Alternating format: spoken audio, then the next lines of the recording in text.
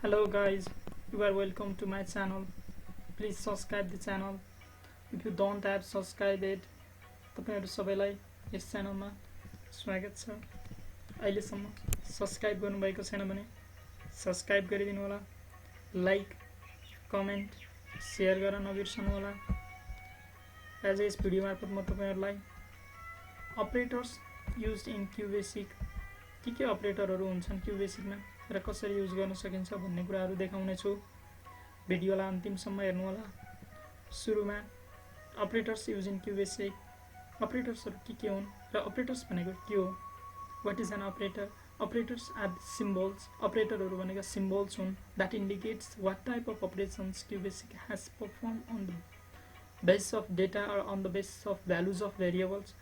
Variable को value र data को बेसिसमा बसेर प्रोग्रामले के गर्ने भन्ने कुरा इन्डिकेट गर्दछ। Like A addition B means this find the sum of A and B variables. A र B variables को सम लाई फाइन्ड आउट गर्नुपर्ने हुन्छ। यो एउटा एडिसन सिग्नलले एडिसन अपरेटरले सिम्बलले जेनेरेट गर्ने कुरा हो। यस्तै डिफरेन्ट अपरेटर्सहरु के हुन्छन् र तिनीहरुको टाइप्सहरु के हुन्? What are the different types of operators use in functions use in QBASIC भन्ने कुराहरुलाई हेरौं। अब के रहेछन् त टाइप्स भन्दा सुरुमा हाम्रो अरिथमेटिक अपरेटर हुन्छ, रिलेसनल अपरेटर हुन्छ, लजिकल अपरेटर हुन्छ, एन्ड स्ट्रिङ अपरेटर्स हुन्छ। भनेको हामीसँग QBASIC मा चारवटा अपरेटर्सहरु युज गर्छौं र तिनीहरुको बारेमा डिटेलमा हेरौं। नाउ अरिथमेटिक अपरेटर भनेको के हो त? Arithmetic operators are used to perform mathematical calculations. Arithmetic अपरेटरहरु मैथमेटिकल क्याल्कुलेसन गर्नको लागि प्रयोग हुन्छन्। Like addition, subtraction, multiplication, division, modulus division, integer division, exponential etcetera. यी सबै के हुन् त भन्दा अरिथमेटिक अपरेटर भित्र पर्छन् because these are used to calculate mathematical functions or used to perform mathematical calculations. Okay, अब यसलाई हामी फेरि एडिटरमा हेरौं। QBASIC प्रोग्राममा हेरौं। CLS input enter first number, एउटा नम्बरलाई एक्सेप्ट गरौं A, इनपुट इन्टर सेकेन्ड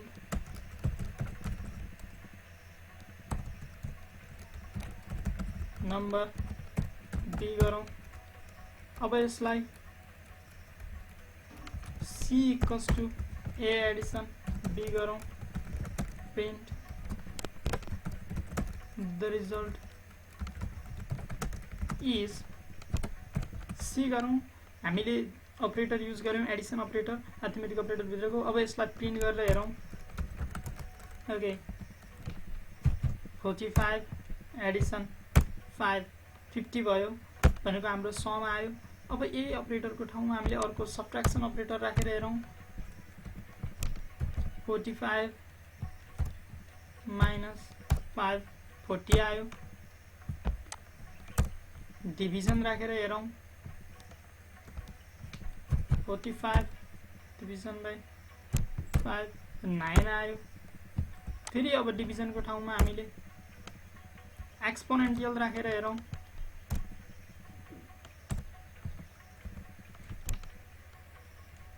3 एक्सपोनेन्टियल 3 गरौं। 27 आयो। यसको मिनिङ हुन्छ 3 मल्टिप्लिकेसन 3 भनेको A लाई B टाइम्स मल्टिप्लिकेसन गर भनेको हो।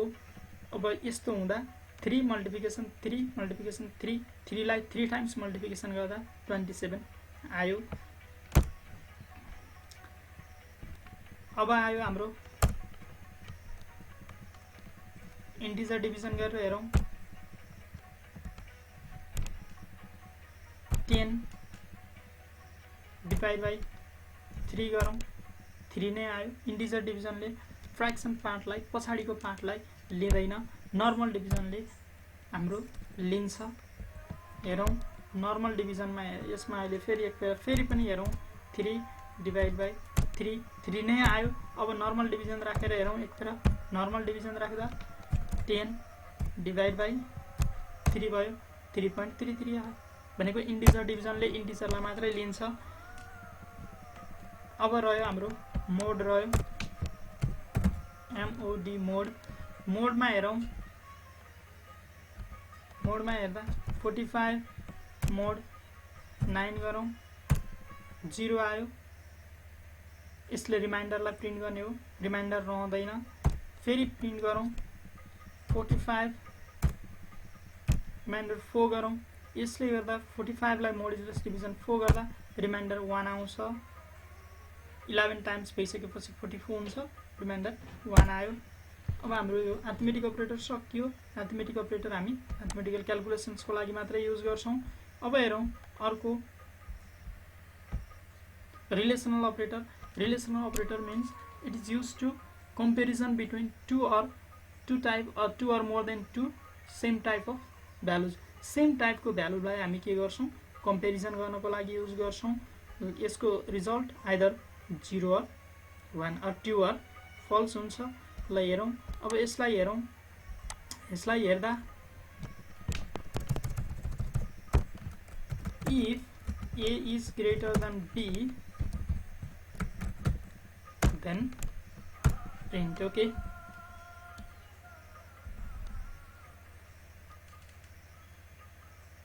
print A else print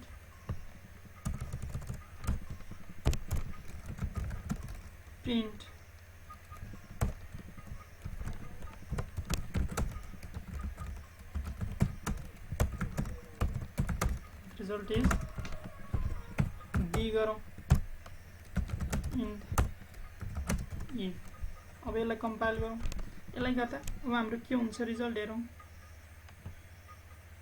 45 भनेको हाम्रो ग्रेटर राखेका थियौं हामीले प्रोग्राममा हैन ग्रेटर हुँदा केलाई प्रिन्ट गर्नु पर्यो एलाई प्रिन्ट गर्नु पर्यो होइन भने फेरि हामीले केलाई प्रिन्ट गर्नु पर्यो बी लाई प्रिन्ट गर्नु पर्यो 45 द रिजल्ट इज 45 भनेको ग्रेटेस्ट नम्बर फाइन्ड आउट भयो कम्पेरिजन भयो।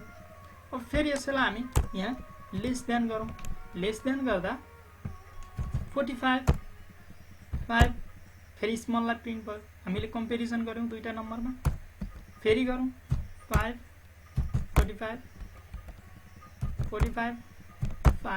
ओके यसले स्मललाई नै सपोर्ट गर्यो। अब अरु पनि छन् हाम्रो ल हेर्नुस् तपाईले हेर्न सक्नुहुन्छ greater than equals to not equals to this all are operators सबै अपरेटरहरु हुन् यिनीहरुलाई युज गर्न सकिन्छ। रिलेसनल अपरेटर भयो। अब हेरौं लजिकल अपरेटर भित्र and or not these are used to combine two or more than two relational expressions to evaluate single values and the result will be true or false. Logical operators are and or not multiple values हुनु पर्ने छ हाम्रो यहाँ दुईटा मात्रै value छ। अब यसलाई हामी फेरि अर्को पनि थपौं इनपुट इन्टर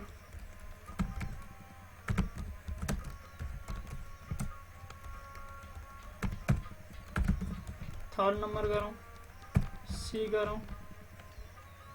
अब यहाँ आएर हामीले थर्ड नंबर भइसकेपछि if A is less than B and A is less than C गर्न सक्छौं। यो भयो भने प्रिन्ट गरौँ यहाँ प्रिन्ट गर्दा प्रिन्ट ए गरौँ यो सबैभन्दा स्मलेस्ट नम्बर ए सबैभन्दा सानो हुँदा यो कन्डिसनलाई लिन्छ भनेको हामीले यहाँ मल्टिपल भ्यालुज अघि हामीले दुईटा मात्रै थियो ए र बी लाई मात्रै कम्पेरिजन गरेका थियौं एउटा मात्रै कन्डिसन हुन्थ्यो अहिले हाम्रो यहाँ कन्डिसनलाई ग्रेटर भयो। अब धेरै भइसकेपछि हामी एन्ड अर नट युज गर्न सक्छौं। हामीले यसमा एक्जाम्पल एन्ड को मात्रै हेरौं एन्ड को एक्जाम्पल हेरौं र ए चाहिँ सबैभन्दा सानो हुनु पर्यो यो कन्डिसनमा 5 10 15 गरौं यो हुँदा 5 प्रिन्ट भयो र तपाईहरुले अरुलाई पनि अब कन्डिसन राख्न सक्नुहुन्छ यसलाई पनि अरुलाई पनि एल्सिफ गर्दै कन्डिसन राख्न सक्नुहुनेछ यो एउटा एक्जाम्पल मात्रै हो।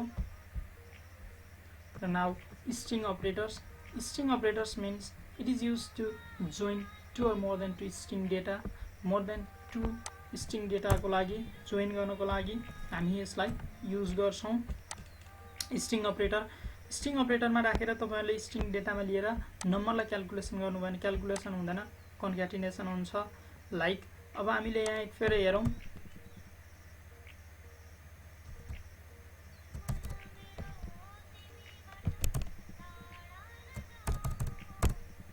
बिचमा हामीले यहाँ डलर राख्नुपर्ने हुन्छ स्ट्रिङ भेरिएबलको लागि। स्ट्रिङ भेरिएबल बनाउनुस्, A dollar and B dollar भयो। नम्बरलाई अब हामी स्ट्रिङमा लिन्छौं। नम्बरलाई स्ट्रिङमा लिइसकेपछि हामीले अब यसलाई C dollar equals to A dollar addition B dollar गरौँ। यति भइसकेपछि अब हामीले प्रिन्ट